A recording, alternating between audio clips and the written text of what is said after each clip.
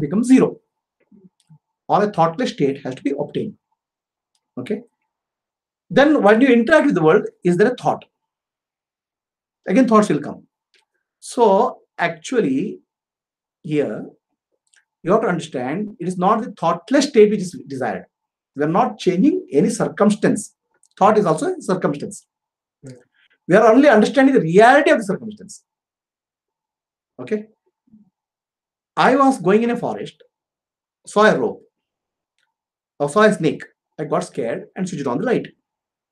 There's no snake, there's a rope. Switch off the light. Again, snake appeared.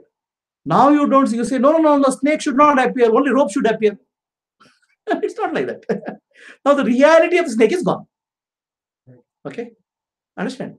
So the disturbance is gone. Now thoughts appear or disappear, it doesn't matter to you. Right? Okay. Are you clear? So you are not giving reality to thoughts. Earlier you are giving reality to snake, and that's why you got scared.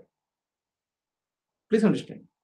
So, but you are in a thoughtless state. You are the thoughtless state. See, the people are confusing not having thought and thoughtless state. So you realize that you are the thoughtless. You are the nirvikalpa. The knower of this is nirvikalpa. Okay, but people try to achieve nirvikalpa state by suppressing thought. That doesn't work. You understand? So there is some people into samadhi called nirvikalpa samadhi, where thoughts are stopped. Okay, so you are stopping thought and experiencing the peace. But Vedanta teaching is the other way. You have to realize the thoughts are not real. You have nothing to do with the thoughts. That's why you are thoughtless. Are you getting what I'm saying? Your nature is thoughtless. It's not that thoughts have to stop. You got it? So stopping the thought is unnatural. In fact, Vedantic teaching discourages that. Okay? Vedantic teaching discourages stopping thought unnaturally. If it stop naturally, it's okay.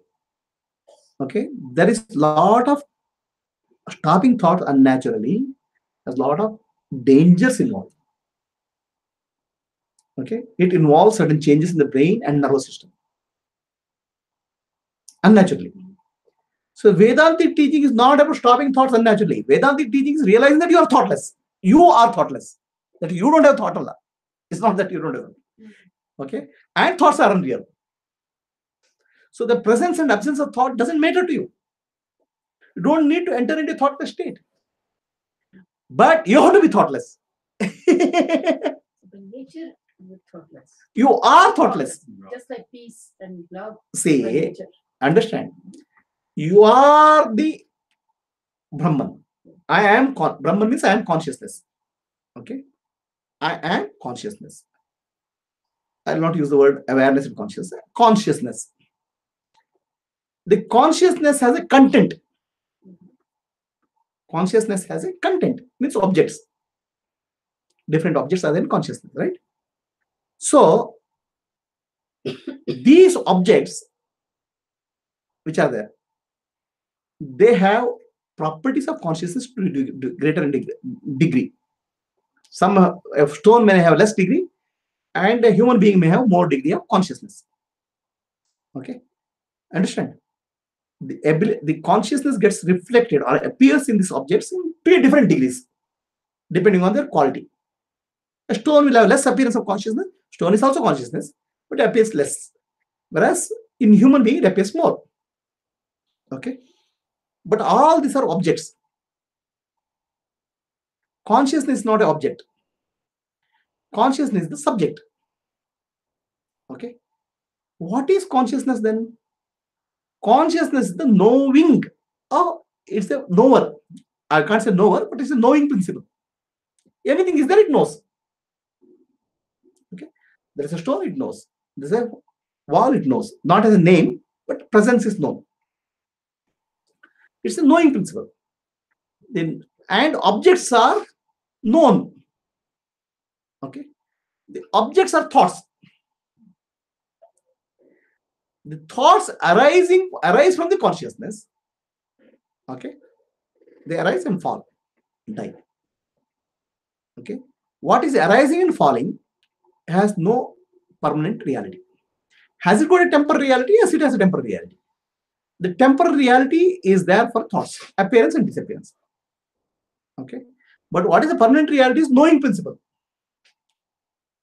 The knowing principle is eternal. And knowing principle, there is no thought. Knowing principle knows the thought, but it's not, there's no thought. Knowing thought arises from knowing principle. Okay. Thought arises from consciousness and falls back into consciousness. At knowing principle has no thoughts. Because the moment it knowing principle always knows what is going on. Presence of thought and absence of thought. It has no thought.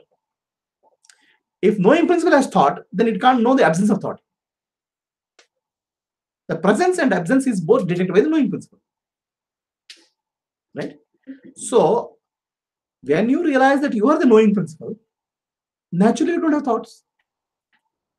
But then thoughts may appear and disappear. You say, yeah, it is appearing, disappearing. Yeah. What is big deal? Right? But in the process, you will become thoughtless also. Thoughts will reduce also. That's another problem. It's a side effect. But it's natural. Whereas some breathing practice, some forced practices can reduce the thought unnaturally.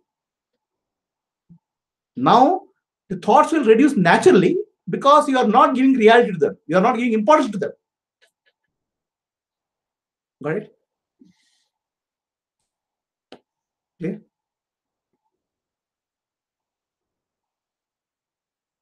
Kannada.